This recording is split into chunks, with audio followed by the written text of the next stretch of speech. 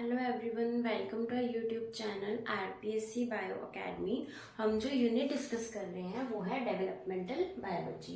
Developmental biology की कल हमने एक इंट्रोडक्टरी वीडियो देखी थी। हमने देखा था कि क्या मतलब है डेवलपमेंटल बायोलॉजी का, इसके अंदर क्या होता है कि एम्ब्रियोलॉजी के साथ साथ और सारे एस्पेक्ट्स जुड़ जाते हैं, उसे हमने कहा था डेवलपमेंटल बायोलॉजी। कल हमने देखा था डेवलपमेंटल बायोलॉजी या फिर हमने कहा था एम्ब्रियोलॉजी के फादर कौन थे, एरिस्टोटल थे, लेकिन कंपैरेटिव या फिर मॉडर्न एम्ब्रियोलॉजी के फादर कौन थे, वॉन पियर। और कल हमने जितने भी टॉपिक हमारे सिलेबस में दे रखे हमने उनको थोड़ा थोड़ा डिस्कस किया था। तो आज हम स्टार्ट कर रहे हैं हमारा जो फर्स्ट टॉपिक है गैमेटोजेनेसिस।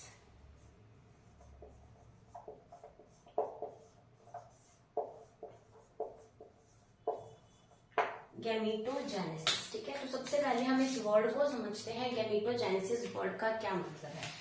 जेनेसिस का मतलब होता है निर्माण करना, यानी कि फॉर्मेशन।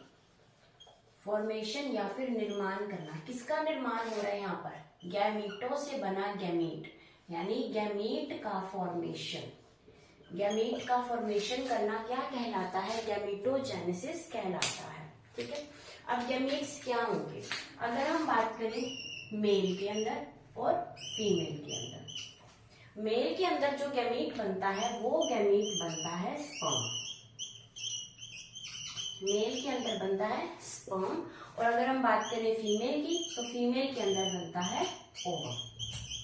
मेल के अंदर बनता है स्पर्म एंड फीमेल के अंदर बनता है ओवम, ठीक है। और ये जो जिससे भी बनते हैं, अगर हम मेल के सेल्स की बात करें तो वो होंगे डिप्लॉयड, फीमेल की सेल की बात करें तो वो भी होंगे डिप्लॉयड, लेकिन जो हमारे गैमीट्स बन रहे हैं ये होंगे हैप्लॉयड। यानी यहाँ पर कौन सी प्रोसेस हो रही है, मियोसिस हो रही है।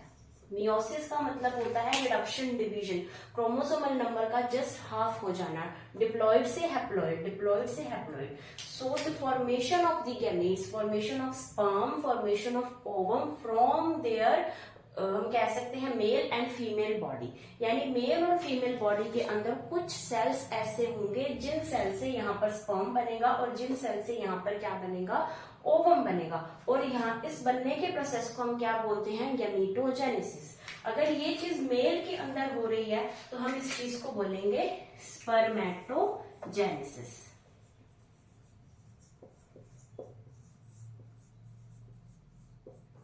और अगर यही चीज फीमेल के अंदर हो रही है तो हम कहेंगे oogenesis।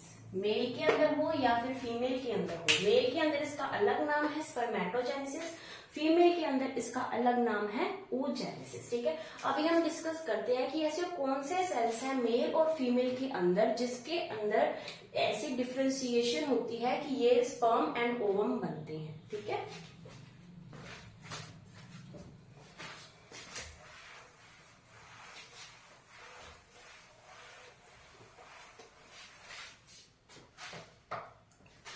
चाहे मेल है चाहे फीमेल है, उन दोनों के अंदर सेल्स होंगे पीजीसी। ये पीजी सेल चाहे मेल है चाहे फीमेल है, इन पीजीसी सेल से ही क्या बनते हैं, गैमीट्स बनते हैं। यानी स्पर्म बना लो या फिर ओवम बना लो। स्पर्म और ओवम किससे बनेंगे, पीजीसी। पीजीसी का नेम है primordial germ cell. Primordial germ cell से क्या बनते हैं, गैमीट्स बनते हैं। अब ये प्राइमोर्डियल जर्म सेल्स कहाँ प्रेजेंट होते हैं, हम जनरली ये चीज सोचते हैं कि जो प्राइमोर्डियल जर्म सेल्स हैं वो जहां पर गैमीट्स बनते हैं वहीं पर ही बनेंगे। यानी कि अगर हम मेल की बात करें तो मेल के अंदर गैमीट्स बनते हैं टेस्टिस के अंदर, और अगर हम फीमेल की बात करें तो ये बनते हैं ओवरी के अंदर। तो हमारा जो माइंड है वो यही चाहता है कि पीजीसी सेल्स भी टेस्टिस के अंदर और ओवरी के अंदर प्रेजेंट होंगे, लेकिन ऐसा नहीं है। पीजीसी सेल पूरे गोनेडियल रीजन के अंदर ही नहीं प्रेजेंट होते। जो अगर मैं मैमल्स की बात करूं, ह्यूमंस की बात करूं, ह्यूमन बींग्स के अंदर ये जो प्राइमोर्डियल जर्म सेल्स हैं, ये प्राइमोर्डियल जर्म सेल्स ना ही टेस्टिस में प्रेजेंट होते हैं ना ही ओवरी में प्रेजेंट होते हैं, पूरे रिप्रोडक्टिव सिस्टम के अंदर प्रेजेंट ही नहीं होते। ये हमारी बॉडी के किसी और पार्ट में बनते हैं और वहां से ये क्या करते हैं, ये पीजीसी सेल यहाँ वहां से शो करते हैं अमीबॉइड मूवमेंट। अमीबॉइड मूवमेंट कह सकते हो, क्योंकि जिस तरीके से अमीबा की मूवमेंट होती है, अमीबा कैसा होता है, इस तरीके से अमीबा की मूवमेंट सूडोपोडिया से होती है, तो उसी तरीके से ये जो पीजीसी सेल है ये अमीबॉइड मूवमेंट कर कर कहाँ पहुंचते हैं, टेस्टिस में या फिर ओवरीज में। पीजीसी सेल कहाँ प्रेजेंट है, ना ही टेस्टिस में प्रेजेंट है ना ही ओवरी में प्रेजेंट है, ये कहीं और प्रेजेंट है, और वहां से ये क्या करते हैं, अमीबॉइड मूवमेंट कर कर टेस्टिस या ओवरी के अंदर पहुंचते हैं, और टेस्टिस या ओवरी के अंदर ये सेल्स क्या करते हैं, ये सेल्स करते हैं डिफरेंशिएशन। ये कैसे सेल हुए, मतलब पीजीसी हुए अनडिफरेंशिएटेड सेल्स, अविभेदित कोशिकाएं हैं ये,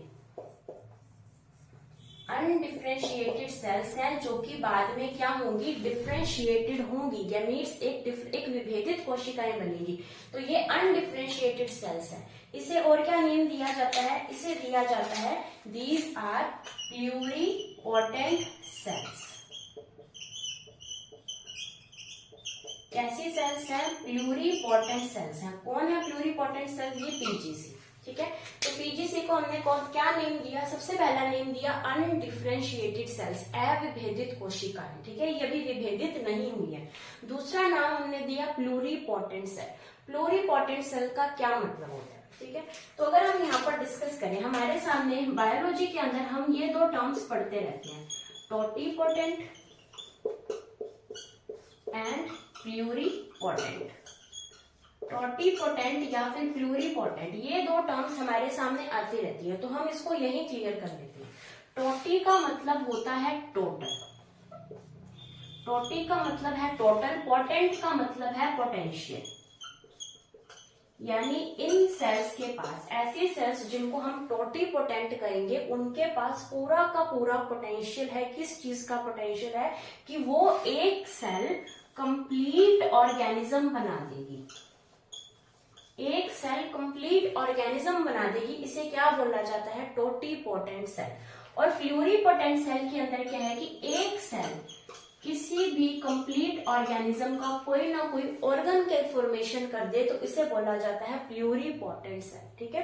क्या हुआ टोटिपोटेंट सेल, अगर हम इसको एग्जांपल से लेकर चलें, तो अगर हम बात करें जायगोट की, ठीक है, जायगोट एक टोटिपोटेंट सेल है। कैसे, क्योंकि जायगोट सिर्फ एक सेल है, हमने कल भी बात की थी, जायगोट डिप्लॉयड है लेकिन कैसा है, यूनिसेलुलर। तो जायगोट एक टोटिपोटेंट सेल है क्योंकि जायगोट के पास पूरा पोटेंशियल है एक कंप्लीट ऑर्गेनिज्म बनाने का, तो ये कैसा हुआ, टोटिपोटेंट सेल। और अगर हम प्लूरिपोटेंट सेल की बात करें तो हम इधर ही चलते हैं। प्लूरिपोटेंट का एग्जांपल क्या है, PGC cell, primordial germ cells, ठीक है। इनके पास क्या पोटेंशियल है कि ये गैमीट्स बना सकती हैं, या तो ये गैमीट बनाएगी या ये गैमीट बनाएगी, लेकिन कंप्लीट ऑर्गेनिज्म नहीं बना सकती, उनका कोई ना कोई एक पार्ट बना दिया, ठीक है। अगर ये दोनों फ्यूज होंगे, यानी कि अगर हम बात करें स्पर्म एंड ओवम दोनों फ्यूज होंगे, तभी ही कंप्लीट ऑर्गेनिज्म बनेगा। यहाँ पर एक कंडीशन आ चुकी है, ठीक है, लेकिन यहाँ पर कोई कंडीशन नहीं है, जायगोट बन गया तो ऑर्गेनिज्म बनेगा ही। तो जायगोट किसका एग्जांपल हो गया, जायगोट एग्जांपल हो गया टोटिपोटेंट का, और प्लूरिपोटेंट का जो एग्जांपल है वो हम यहाँ पर देख रहे हैं पीजीसी सेल। हम एक और एग्जांपल से अगर इसको समझना चाहें,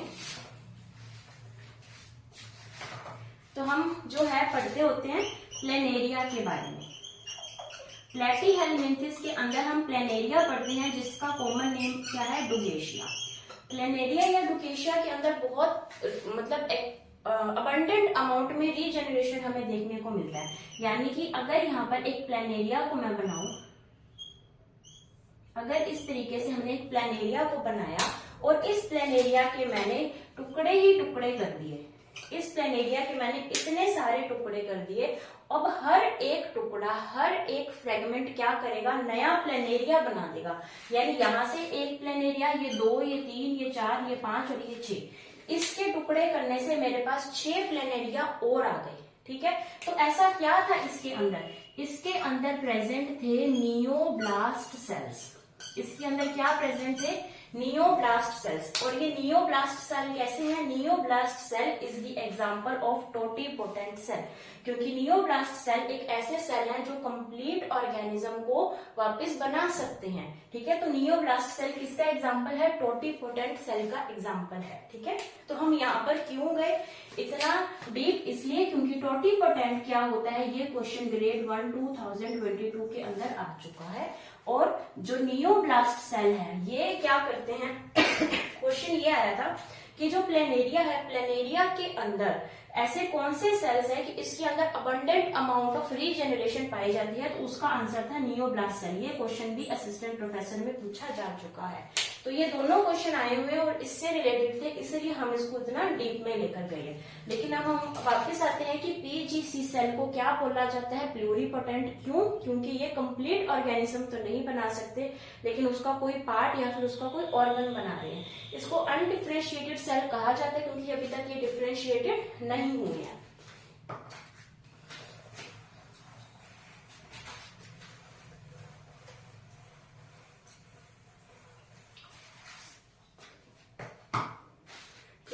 अभी हमने पीजीसी सेल से बनाने हैं गैमीट्स। गैमीट्स बनाने हैं तो यहाँ पर इनको और भी जो है चीजों की जरूरत होगी, कुछ हॉर्मोन्स की जरूरत होगी, कुछ विटामिन्स की जरूरत होगी। तो कौन कौन से ऐसे हॉर्मोन्स या फिर विटामिन्स चाहिए? सबसे पहले यहाँ पर हमें चाहिए vitamin A plus vitamin E की जरूरत है। विटामिन ए की जरूरत है, विटामिन ई की जरूरत है। हमें यहाँ पर FSH हार्मोन की जरूरत है और LH हार्मोन की जरूरत है। ठीक है, अगर हमें पीजीसी सेल से गैमीट्स बनाने हैं तो हमें इन सब चीजों की जरूरत है। ये क्या करेंगी? ये हेल्प करेंगी कंप्लीट इसका डेवलपमेंट अच्छे से हो पाए। उसके अंदर दोनों हार्मोन काम करते हैं, लेकिन जब हम इसको अच्छे से पढ़ेंगे तो हम इनका काम भी देखेंगे। और विटामिन ए और विटामिन ई इसकी फर्टिलिटी के लिए रिक्वायरमेंट है कि ये जो गैमीट्स बने हैं ये बांधिया ना बन जाए, ये स्टेराइल ना बन जाए, ये इतने फर्टाइल होने चाहिए कि ये एक दूसरे के साथ फर्टिलाइजेशन कर सके। और इसके अंदर जो रोल प्ले करता है वो विटामिन ए भी करता है, ई भी करता है, लेकिन ज्यादा कौन करता है? Vitamin E. तो अगर हमारे सामने क्वेश्चन आएगा तो हमने टिक क्या करना है? विटामिन ई क्या प्रोवाइड करवाता है? फर्टिलिटी। किसको? गैमीट्स को। ठीक है, तो हमने देखा पीजीसी सेल से क्या बनते हैं? गैमीट्स बनते हैं। और हमने ये भी देखा कि ये अनडिफरेंशिएटेड सेल्स है, प्राइमोर्डियल जर्म सेल्स है, बनते कहीं और है, लेकिन अमीबॉइड मूवमेंट कर टेस्टिस या फिर ओवरी के अंदर पहुंच जाते हैं। ठीक है, अभी हम स्टार्ट करते हैं कि अगर ये पीजीसी सेल प्रेजेंट हो मेल के अंदर, यानी हम क्या देख रहे हैं? स्पर्मेटोजेनेसिस को हम स्टार्ट कर रहे हैं।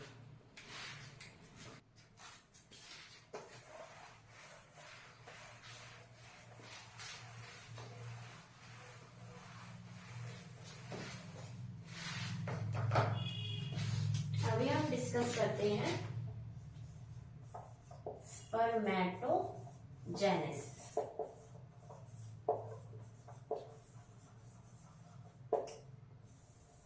स्पर्मेटोजेनेसिस का मतलब है कि स्पर्म्स का या फिर स्पर्मेटोजोआ का फॉर्मेशन, यानी हमें यहाँ पर क्या करना है? Formation of sperm. स्पर्म्स की फॉर्मेशन को क्या बोला हमने? स्पर्मेटोजेनेसिस। ठीक है, अब स्पर्मेटोजेनेसिस के भी 2 पार्ट्स हैं। फर्स्ट पार्ट होता है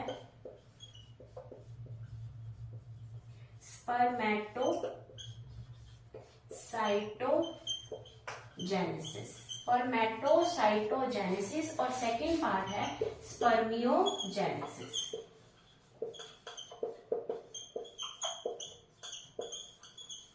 स्पर्मेटोसाइटोजेनेसिस एंड स्पर्मियोजेनेसिस, इसके भी आगे 2 पार्ट्स के अंदर हमने इसको डिवाइड किया है। अब स्पर्मेटोसाइटोजेनेसिस के अंदर क्या होता है? स्पर्मेटोसाइटोजेनेसिस के अंदर होता है कि पीजीसी प्राइमोर्डियल जर्म सेल, जो कि कैसे हैं? जो कि हैं डिप्लॉइड। कैसे हैं? डिप्लॉइड। कैसे हैं? Pluripotent cell. कैसे हैं? Undifferentiated cells. इन प्लूरिपोटेंट सेल्स या फिर पीजीसी से क्या बनेंगे? यहाँ पर बनेंगे स्पर्मेटिड्स। हमने यहाँ पर स्पर्म्स नहीं बनाए हैं, क्या बनाए हैं? स्पर्मेटिड्स। स्पर्मेटिड्स डिप्लॉइड ना होकर क्या हो जाएंगे? हैप्लॉइड हो जाएंगे। ठीक है, और यहाँ पर ये प्लूरिपोटेंट नहीं है, यहाँ पर ये डिफरेंशिएटेड सेल्स हो जाएंगे। लेकिन जो स्पर्मेटिड बनेगा, स्पर्मेटिड एक स्फेरिकल स्ट्रक्चर बनेगी। ठीक है, हम देखते हैं, हमने स्पर्म को अपने प्रीवियस क्लासेस के अंदर पढ़ा है, लेकिन जब भी हम स्पर्म की स्ट्रक्चर को पढ़ते हैं तो हम उसके अंदर इस तरीके से इसकी एक टेल भी बनाते हैं, स्पर्म की इस तरीके से एक आगे से स्ट्रक्चर भी बनाते हैं, तो इसको हम स्पर्म कहते हैं। लेकिन यहाँ पर स्पर्म नहीं बना है, यहाँ पर क्या बना है, स्पर्मेटिड्स बने हैं, जो कि कैसे हैं, स्फेरिकल है। ये मोटाइल भी नहीं है, नॉन मोटाइल है। कैसे हैं, स्फेरिकल है। कैसे हैं, नॉन मोटाइल है। ठीक है, और अगर हम डिस्कस करें कि फिर स्पर्मियोजेनेसिस के अंदर क्या आएगा, स्पर्मियोजेनेसिस के अंदर इस स्पर्मेटिड से बनेंगे स्पर्म, इस स्पर्मेटिड से बनेंगे स्पर्म, जो कि कैसे होंगे, हैप्लॉइड। लेकिन कैसे होंगे, ये होंगे इस तरीके के मोटाइल। कैसे होंगे, मोटाइल। कैसे होंगे, हैप्लॉइड। और स्फेरिकल ना होकर हम कह सकते हैं स्पून शेप के होंगे।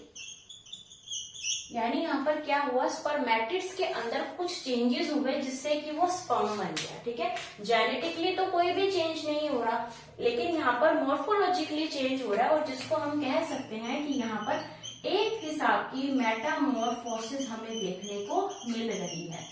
यानी जेनेटिकली तो कोई भी चेंज नहीं हो रहा है, लेकिन मॉर्फोलॉजिकल चेंज हो रहा है। तो यहाँ पर स्पर्मेटिड से क्या बन गए, स्पर्म बन गए। दोनों ही हैप्लॉइड है, सिर्फ स्ट्रक्चर के अंदर चेंज हुआ। तो यहाँ पर ऐसे कौन से चेंजेस हुए, वो किसके अंदर आएंगे, स्पर्मियोजेनेसिस के अंदर। और पीजीसी से स्पर्मेटिड्स कैसे बने, ये आएगा स्पर्मेटोसाइटोजेनेसिस के अंदर। और पीजीसी अब हम मान के ही चलेंगे कहाँ पर है, टेस्टिस के अंदर ही है। तो अभी हम देखते हैं टेस्टिस से जो है वो स्पर्म कैसे बनते हैं, हम एक डायग्राम से इनको समझेंगे।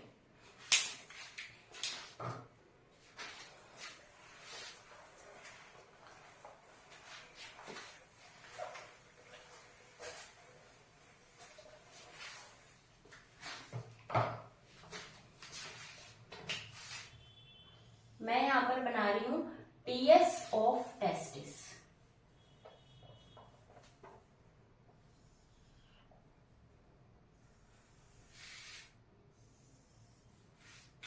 ठीक है, अगर हम इस प्रॉपर बात करें तो ये है हमारा टीएस ऑफ टेस्टिस। ठीक है, इस टीएस ऑफ टेस्टिस के अंदर हमें बड़े बड़े ऐसे स्फेरिकल शेप की स्ट्रक्चर्स दिखाई दे रही हैं। इन स्ट्रक्चर्स को बोला जाता है सेमिनिफेरस ट्यूब्यूल्स। Seminiferous tubules. तो हम ये कह सकते हैं कि टेस्टिस की संरचनात्मक और क्रियात्मक इकाई, फंक्शनल एंड स्ट्रक्चरल यूनिट कौन होती है, सेमिनिफेरस ट्यूब्यूल्स। ठीक है, अब हम सिर्फ इसको बनाएंगे, ये अंडरस्टूड है कि सब ऐसा ही होगा। ठीक है, अब हम बात करते हैं सेमिनिफेरस ट्यूब्यूल्स के अंदर क्या प्रेजेंट होता है। तो यहाँ पर कुछ इस तरीके के क्यूबॉइडल सेल्स प्रेजेंट होते हैं।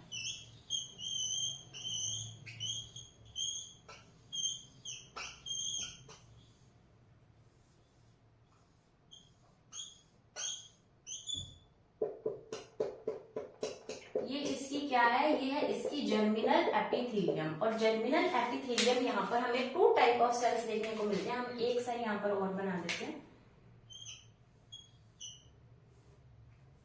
ठीक है, तो यहाँ पर हमें 2 टाइप ऑफ सेल्स देखने को मिलते हैं। ये क्या है, इसकी जर्मिनल एपिथेलियम है। और जर्मिनल एपिथेलियम में हमें देखने को मिल रहे हैं क्यूबॉइडल स्पर्मेटोगोनिया। क्यूबॉइडल स्पर्मेटोगोनिया, क्योंकि ये क्यूबॉइडल स्ट्रक्चर में है। और ये कैसे स्ट्रक्चर है, स्तंभाकार, कॉलमनर सर्टोली सेल्स। ये है कॉलमनर सर्टोली सेल्स। ये सारे कैसे हैं, ये है दीज आर क्यूबॉइडल स्पर्मेटोगोनिया। और ये दोनों मिलकर क्या बना रही हैं, इसकी जर्मिनल एपिथेलियम बना रही है। ठीक है, अब इसके अंदर जो है ये सब क्या है, ये है इसकी ल्यूमेन,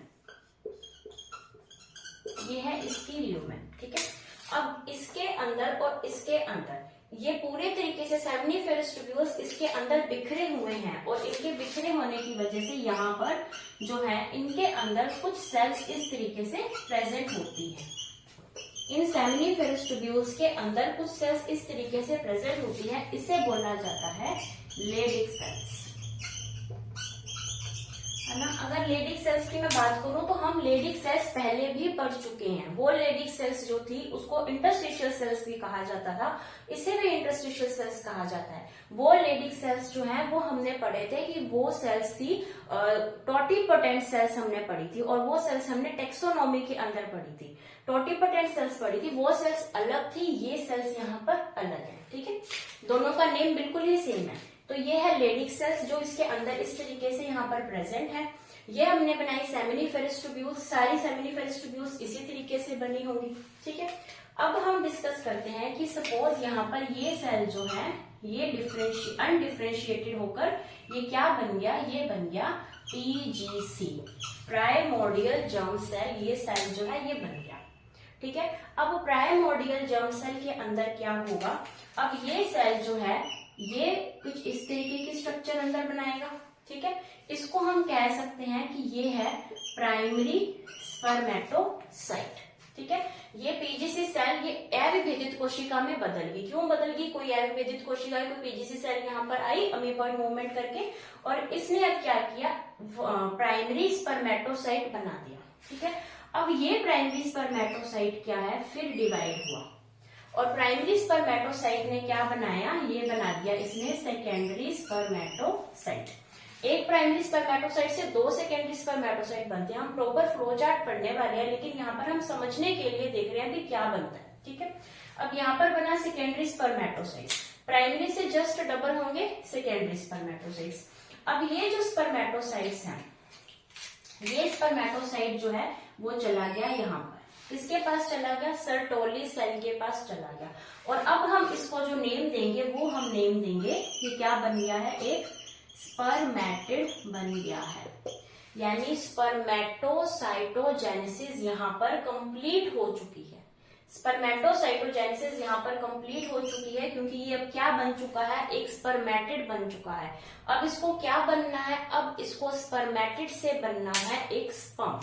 अब स्पर्मेटिड से स्पर्म बनने के लिए ये यहाँ से क्या करेगा, न्यूट्रिशन प्रोवाइड करवाएगा ये, और ये फिर जाकर क्या बन जाएगा, इस तरीके की एक स्पून शेप यहाँ पर स्पर्म बन जाएगा, ठीक है। तो स्पर्म कैसे बना, जो जर्मिनल एपिथेलियम है उसकी क्यूबोइडल स्पर्मेटोगोनिया क्या बनी, पीजीसी सेल के अंदर चेंज हो गई। अब ये पीजीसी सेल सबसे पहले बनाएगी जो प्राइमरी स्पर्मेटोसाइट, फिर बनाएगी उससे सेकेंडरी स्पर्मेटोसाइट, सेकेंडरी स्पर्मेटोसाइट से बनेगा स्पर्मेटिड, और स्पर्मेटिड न्यूट्रिशन प्रोवाइड कर या और भी इसको जो चेंजेस करने हैं वो चेंजेस कर ये क्या बन जाएगा, स्पर्म, ठीक है। अब यहाँ से जो एक क्वेश्चन आया था वो क्वेश्चन ये आया था कि अगर हम टेस्टिस के टीएस का डायग्राम देखें तो इस टेस्टिस के टीएस के अंदर ऐसी कौन सी स्ट्रक्चर है जो हमें दिखाई नहीं देगी, हमें क्या दिखाई नहीं देगी, हमें दिखाई नहीं देंगे यहाँ पर मोबाइल स्पर्म्स। मोबाइल का मतलब होता है मूवमेंट करने वाले स्पर्म्स। यहाँ पर हमें स्पर्म्स तो दिखेंगे, लेकिन वो स्पर्म्स मोबाइल करते हुए यानी चलते हुए उनकी टेल के साथ वो घूमते हुए यहाँ पर हमें दिखाई नहीं देंगे। तो ये उसका आंसर था। ये क्वेश्चन आ चुका है कि टीएस ऑफ टेस्टिस के अंदर कौन से स्पर्म्स, हमें कौन सी चीज ऐसी नहीं दिखेगी। तो बाकी सारे ऑप्शन सही थे, यहाँ पर हमें मोबाइल स्पर्म्स देखने को नहीं मिलेंगे, ठीक है। अभी हम डिस्कस करते हैं कि क्या काम है इन लेडिक सेल्स का, क्या काम है इन स्पर्मेटोगोनिया का, क्या काम है इन कॉलमनर एपिथेलियल सर्टोली सेल्स का। अभी हम वो चीज डिस्कस करते हैं।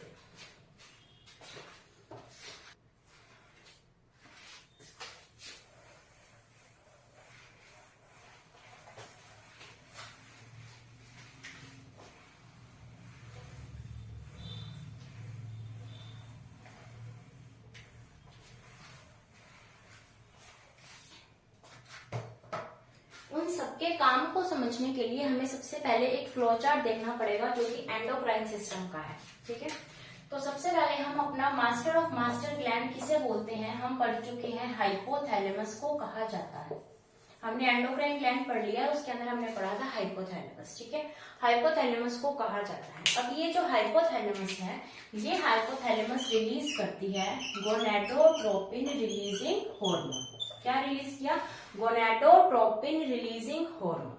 और ये गोनाडोट्रोपिन रिलीजिंग हार्मोन जो है वो जाएगा एंटीरियर पिट्यूटरी के पास, जिसे बोला जाता है एडिनोहाइपोफाइसिस। एडिनोहाइपोफाइसिस क्या है? Anterior pituitary. हमारा जो पिट्यूटरी ग्लैंड है वो 2 पार्ट्स के अंदर डिवाइडेड होता है। फर्स्ट पार्ट को हम कहते हैं एंटीरियर पिट्यूटरी, जिसका नाम है एडिनोहाइपोफाइसिस। सेकेंड या उसका जो लास्ट पार्ट है वो होता है पोस्टीरियर पिट्यूटरी, जिसे बोला जाता है न्यूरोहाइपोफाइसिस। तो ये एंटीरियर पिट्यूटरी के पास जाता है कौन? Gonadotropin releasing hormone. कहां से सिक्रीट हुआ? हाइपोथैलेमस से सिक्रीट हुआ। अब ये जो एडिनोहाइपोफाइसिस है, एंटीरियर पिट्यूटरी है, ये 2 हार्मोन्स को रिलीज करती है। फर्स्ट हार्मोन है इसका follicular stimulating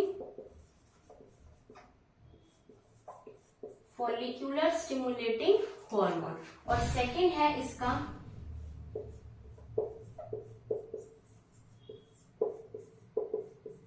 interstitial cell stimulating hormone.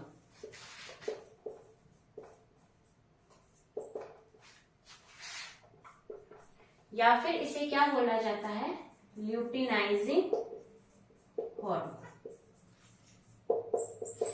ठीक है, तो ये दो हार्मोन्स किसके द्वारा रिलीज किए जाते हैं? Anterior pituitary hormone. इसे क्या बोलेंगे हम? FSH।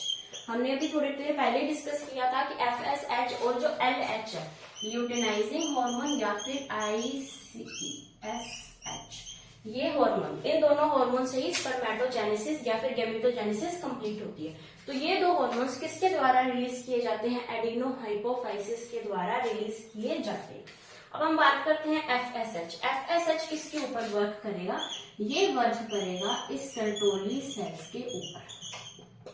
सर्टोली सेल्स क्या थे? हमने अभी ऐसी सेमिनिफेरस ट्यूब्यूल्स बनाई थी। इसके अंदर कुछ तो हमने क्यूबोइडल सेल्स बनाए थे, कुछ हमने कॉलमनर सेल्स बनाए थे। ये जो स्तंभाकार कोशिकाएं थी, कॉलमनर सेल्स थी, ये कौन सी थी? Sertoli cells. तो फॉलिकुलर स्टिमुलेटिंग सेल किसके ऊपर वर्क करेगा? इस सर्टोली सेल्स के ऊपर वर्क करेगा। और जो ये LH या फिर ICSH है, ये वर्क करेगा लेडिक सेल्स के ऊपर। इसने किसके ऊपर वर्क किया? Leydig cells. और लेडिक सेल्स को ही क्या बोला जाता है? ये सेम आ जाएगा, इंटरस्टिशियल सेल्स। इंटरस्टिशियल या फिर लेडिक सेल्स के ऊपर वर्क करेगा। और लेडिक सेल्स हमने क्या बनाई थी? क्योंकि अगर ये इस तरीके से सेमिनिफेरस ट्यूब्यूल्स हैं, तो इसके अंदर ये जो सेल्स प्रेजेंट थी, ये लेडिक सेल्स प्रेजेंट थी। तो इन सेल्स के ऊपर वर्क ये वाला हार्मोन करेगा, इन सेल्स के ऊपर वर्क ये वाला हार्मोन करेगा।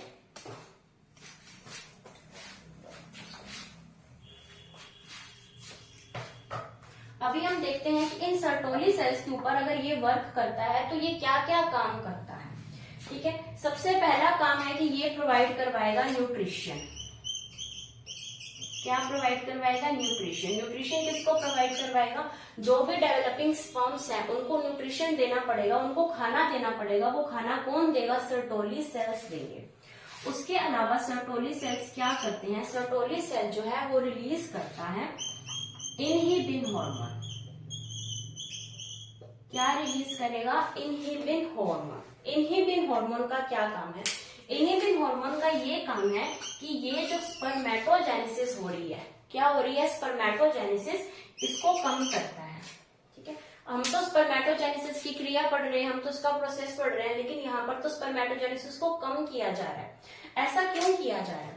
क्योंकि जब हमारे पास इनफ अमाउंट के अंदर स्पर्म्स प्रेजेंट है और अब हमें लग रहा है कि अब बॉडी को लग रहा है, अब हमारे ब्रेन को लग रहा है कि स्पर्म्स की अमाउंट जो है वो इनफ है, अभी और स्पर्मेटोजेनेसिस की जरूरत नहीं है, तो क्या करता है कि ये जो सर्टोली सेल्स थे, ये सर्टोली सेल्स रिलीज करते हैं इनहिबिन हार्मोन को। ये इनहिबिन हार्मोन क्या करेगा? ये इनहिबिन हार्मोन जाएगा इन्हीं FSH के पास। सर्टोली सेल ने रिलीज किया इनहिबिन हार्मोन, और सर्टोली सेल के ऊपर वर्क कौन कर रहा था? FSH। तो अब ये इनहिबिन हार्मोन FSH के पास जाएगा और बोलेगा कि FSH की अमाउंट को कम किया जाए। यानी इसने कैसा फीडबैक दिया? नेगेटिव फीडबैक दिया। अब जो FSH है ये किसके पास जाएगा? एंटीरियर पिट्यूटरी के पास, कि तुम भी नेगेटिव फीडबैक लो, तुम भी अपना सिक्रीशन कम करो, ठीक है। अब एडिनो हाइपोफाइसिस जाएगा, ये जाएगा हाइपोथैलेमस के पास, इसको नेगेटिव फीडबैक देगा कि तुम GnRH गोनाडोट्रोपिन रिलीजिंग हार्मोन को कम भेजो, क्योंकि अगर तुम इसको कम भेजोगे तो मैं इनहिबिन हार्मोन को कम कर दो, स्पर्मेटोजेनेसिस को मैं कम कर सकता हूँ। तो सबसे पहला सर्टोली सेल का काम है इनहिबिन हार्मोन को रिलीज करना, जिसकी वजह से पूरी की पूरी स्पर्मेटोजेनेसिस की क्रिया कम हो सके, ठीक है। दूसरा इसका काम है कि ये एंटी मुलेरियन हार्मोन को रिलीज करेगा। एंटी मुलेरियन हार्मोन को यहाँ पर रिलीज किया जाएगा। एंटी मुलेरियन हार्मोन क्या काम करता है? एंटी मुलेरियन हार्मोन ये काम करता है कि ये इस बॉडी के अंदर, मेल की बॉडी के अंदर फीमेल के ऑर्गन्स को डेवलप होने नहीं देता। यानी एंटी मुलेरियन हार्मोन जो है वो मुलेरियन डक्ट जो बनती है उस मुलेरियन डक्ट को नहीं बनने देता, मुलेरियन डक्ट को नहीं बनने देता, क्योंकि अगर मुलेरियन डक्ट नहीं बनेगी तो इस मेल के अंदर फीमेल के ऑर्गन्स नहीं डेवलप होंगे। यानी इसका मेन काम क्या है कि मेल के अंदर फीमेल के ऑर्गन्स को नहीं बनने देना, और ये काम कौन करता है? Anti Mullerian hormone. और ये कौन सिक्रीट करता है? फॉलिक्यूलर स्टिमुलेटिंग हार्मोन रिलीज करता है, ठीक है। उसके बाद के इसके फंक्शन में यहाँ लिख रही हूँ। उसके बाद का इसका फंक्शन है कि ये एंड्रोजन बाइंडिंग प्रोटीन रिलीज करता है, androgen binding protein. Androgen binding protein release करने का क्या मतलब है? एंड्रोजन बाइंडिंग प्रोटीन जो है ये जो है टेस्टोस्टेरोन की कॉन्सेंट्रेशन को बढ़ाएगा। टेस्टोस्टेरोन को बढ़ाने के लिए जो है एंड्रोजन बाइंडिंग प्रोटीन को भेजा जाता है। एंड्रोजन बाइंडिंग प्रोटीन टेस्टोस्टेरोन को बढ़ेगा, क्योंकि टेस्टोस्टेरोन के बिना स्पर्मेटोजेनेसिस कंप्लीट नहीं हो सकती। तो इसको क्या जरूरत है? इसको जरूरत है टेस्टोस्टेरोन की, और टेस्टोस्टेरोन जो है वो हम यहाँ से अभी रिलीज करवाएंगे कि लेडीज सेल से टेस्टोस्टेरोन रिलीज होते हैं। तो यहाँ से इसकी जो टेस्टोस्टेरोन की कॉन्सेंट्रेशन है, उसकी जो अमाउंट है उसको बढ़ाना है, और उसको बढ़ाने के लिए सर्टोली सेल सिग्नल भेजेगा। कहाँ से? एंड्रोजन बाइंडिंग प्रोटीन को भेजेगा, ठीक है। उसके अलावा यहाँ पर जो काम आता है, इसका लास्ट काम रह गया एक, ये क्या करता है? ये बनाता है बैरियर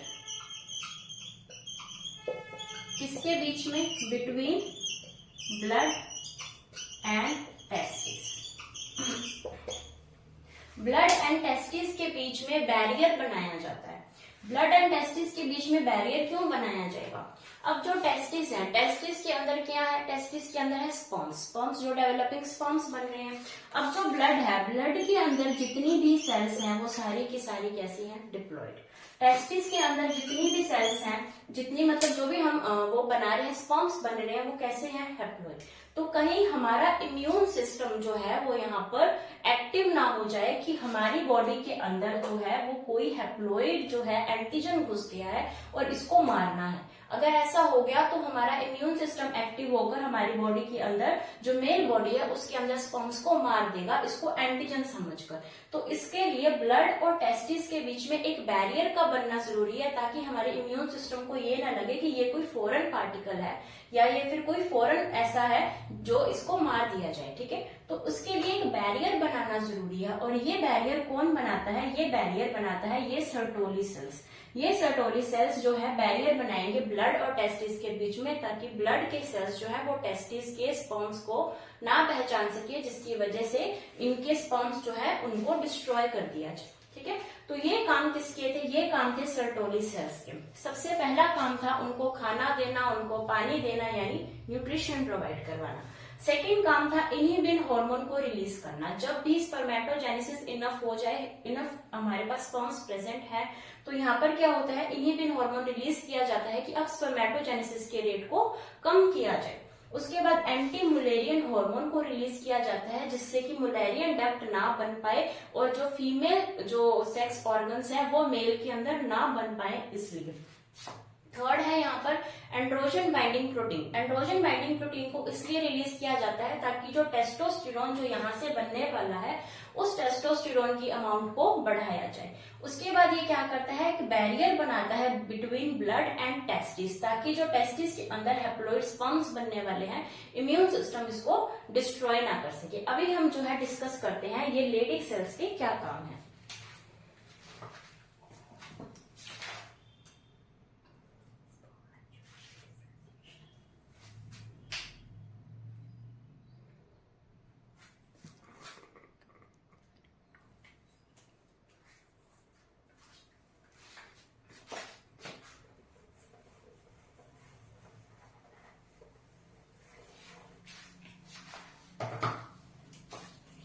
तो हम यही डिस्कस कर रहे थे, क्योंकि इसका मेजर जो फंक्शन है वो 2-3 ही है। तो सबसे पहले जो लेडिक सेल्स हैं, लेडिक सेल्स जो है ये रिलीज करेंगे टेस्टोस्टेरोन। ये टेस्टोस्टेरोन हार्मोन को रिलीज करेंगे कौन, लेडिक सेल्स। अब ये जो टेस्टोस्टेरोन हार्मोन है, ये टेस्टोस्टेरोन हार्मोन क्या करेगा, सबसे पहले ये करेगा सेकेंडरी सेक्सुअल कैरेक्टर को लेकर आएगा। सेकेंडरी सेक्सुअल कैरेक्टर को लेकर आएगा। सेकेंडरी सेक्सुअल कैरेक्टर कौन से होते हैं, जैसे लड़कों के अंदर दाढ़ी मूंछ का आना, वो क्या है, वो है सेकेंडरी सेक्सुअल कैरेक्टर। उनकी आवाज के अंदर बदलाव, उनकी आवाज का भारी होना, ये कैसा है, सेकेंडरी सेक्सुअल कैरेक्टर। तो ये जो सेकेंडरी सेक्सुअल कैरेक्टर्स है, ये इसके लिए कौन उत्तरदायी है, टेस्टोस्टेरोन हार्मोन। उसके अलावा ये जो स्पर्म है उसकी मैच्योरेशन के अंदर भी हेल्प करता है। ठीक है, हमने स्पर्मेटिड से बाद में स्पर्म भी तो बनाना है, तो उसको मेच्योरेशन के अंदर भी हेल्प करेगा और उसको विभेदित होने में, डिफ्रेंसिएशन करने में भी हेल्प करेगा। उसको डिफ्रेंसिएशन करने में, उसकी मैच्योरेशन के अंदर कौन हेल्प करेगा, ये हेल्प करेगा टेस्टोस्टेरोन हार्मोन। और टेस्टोस्टेरोन हार्मोन कौन रिलीज कर रहे हैं, लेडिक सेल्स या फिर इंटरस्टिशियल सेल्स। तो यहाँ पर क्या था, एडिनोहाइपोफाइसिस।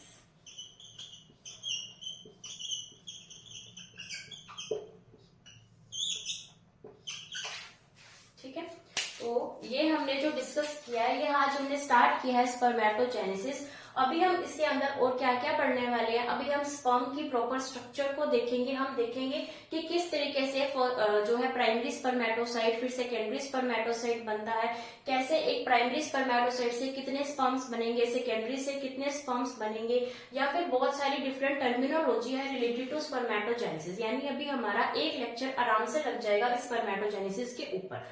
आज हमने क्या पढ़ा था, आज हमने स्पर्मेटोजेनेसिस को स्टार्ट किया है, हमने टेस्टिस का डायग्राम देखा है और हमने इसका एंडोक्राइन कंट्रोल भी देखा है कि किस तरीके से हाइपोथैलेमस से ये चीज स्टार्ट होती है। और यहाँ पर हमारे सामने 2 हार्मोन्स रिलीज होती हैं, FSH follicular stimulating hormone, luteinizing hormone या फिर इंटरस्टिशियल सेल स्टिमुलेटिंग हार्मोन। और कैसे FSH जो है वो सर्टोली सेल्स पर वर्क करती है, और ये सर्टोली सेल्स काम करती है, एक तो इनिबिन हार्मोन को रिलीज करेगी, एंटीमुलेरिन हार्मोन को, एंड्रोजन बाइंडिंग हार्मोन को, न्यूट्रिशन प्रोवाइड करवाएगी और बैरियर बनाएगी बिटवीन ब्लड एंड टेस्टिस। और उधर से ही जो ये लेडिक सेल्स या फिर इंटरस्टिशियल सेल्स है, ये टेस्टोस्टेरोन हार्मोन को यहाँ पर रिलीज करेगी, जिसकी वजह से सेकेंडरी सेक्सुअल कैरेक्टर्स भी आएंगे और maturation and differentiation of sperms में भी हेल्प मिलेगी। ठीक है, तो आज के लिए हम यहीं पर हमारा जो लेक्चर है वो फिनिश करते हैं, और कल के अंदर हम जो स्पर्मेटोजेनेसिस है उसको हम फिनिश कर देंगे और फिर हम ओजेनेसिस को स्टार्ट करेंगे। आप वीडियो को लाइक कीजिए, शेयर कीजिए, हमारे चैनल को सब्सक्राइब कीजिए। Thank you.